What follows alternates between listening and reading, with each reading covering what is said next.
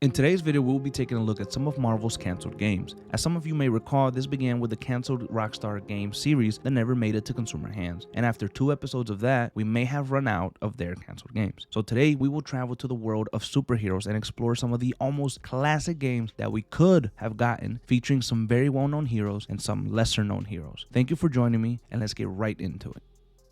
For our first game, we have Daredevil, the Man Without Fear.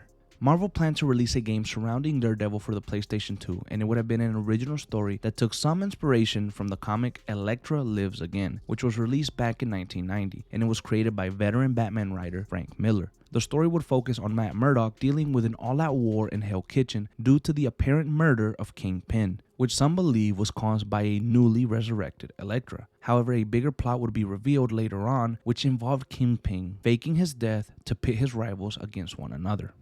And now the reason for the cancellation, according to many reports, is that Sony and Marvel had many disagreements involving the direction of the game. Marvel wanted something small and low budget that faithfully followed the comic history of their character. But with Ben Affleck's Daredevil soon to be released, Sony thought it would be an ideal situation to release the game in correlation with the movies to boost its sales, and also give the game a bigger budget and make it open world, while also adding a beat 'em up style sort of gameplay, which is kind of what the Arkhamverse would do a couple years later. Although this affected the working relation between the two companies, they decided to move forward with the game. But after missing their deadline of February 2003, many developers at 5,000 Feet Studios, the studio that was working on the game, decided to leave before it was fully finished. And although the game was near completion, Marvel decided just to cancel the game altogether, as the current build of it fell too much in line with Sony's original vision and not theirs.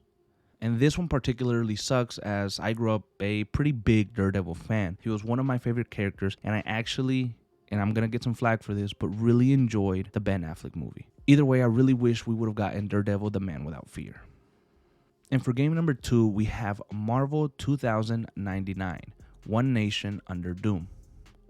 This game would be set in the year 2099 and would follow the story of many Marvel heroes during that time, with many of the heroes being different iterations of the ones that we know and love. For example, Spider-Man 2099, Miguel O'Hara. It would also feature other Marvel heroes, and although little is known about its plot, it would have revolved around Dr. Doom taking over the world, and our heroes would need to find a way to stop him. One of the reasons behind the cancellation was that the game was being developed for the original PlayStation back in 1996, and it was going to be a 2D scrolling game, which at the time was quickly being left behind, and gaming was headed towards more 3D types of movement. The game would be shown in E3 while also appearing on many different magazine covers, with the developer saying that over 40 characters from the comics would appear and some of them would be playable. This included Punisher 2099, Hulk 2099, and Fantastic Four 2099. Ultimately, the game would never be released, as the studio Mindscape Incorporated would begin to suffer from layoffs and financial trouble. The game would never formally be cancelled, it would just be forgotten as the years went on.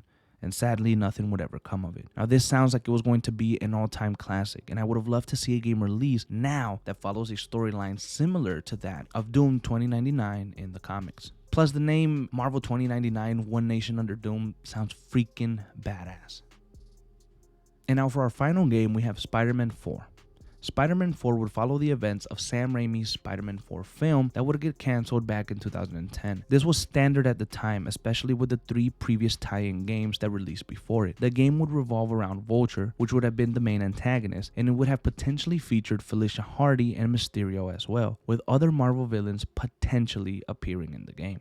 Now, the reason for the cancellation is pretty obvious. It was due to Sony's decision to cancel the movie, so there was no need for the game anymore, and Activision would stop work on the game immediately. Only 2 levels are known to have been completed, and the team would eventually begin work on what would become the Amazing Spider-Man video game series that are tie-in games for the Andrew Garfield Spider-Man movies.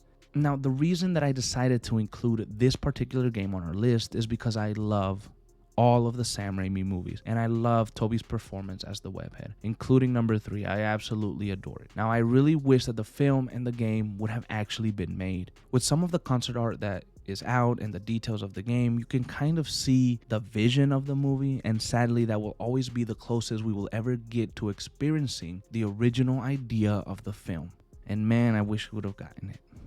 And here we conclude our look into some of Marvel's canceled video games. This is a series that we will continue to work on and explore. There are many more Marvel games out there to take a look at that were ultimately scrapped. But as we go on, we will also look at different studios and their cancellations as well. I had a blast, like always, working on these particular videos as I got to learn a lot more about video games and gaming what ifs. Thank you so much for joining me, and I'll see you tomorrow.